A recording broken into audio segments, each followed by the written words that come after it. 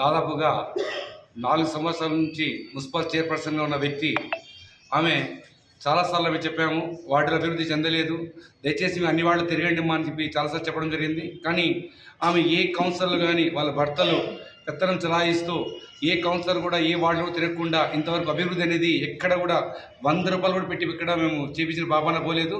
ఈరోజు మేము వార్డు ప్రజలు ప్రతి ఒక్కరు అడుగుతున్నారు, మీరు ఎందుకు కౌన్సిలర్గా ఉన్నారు, మీకు చైర్పర్సన్ ఏమైనా అడుగుతున్నారు. అందుకని 2 సంవత్సరాలు చెప్తున్నాము, అవిశ్వాస తీర్మానం పెడతాం, మీరు దిగండి, వేరే వాళ్ళకి అవకాశం ఇవ్వండి అని.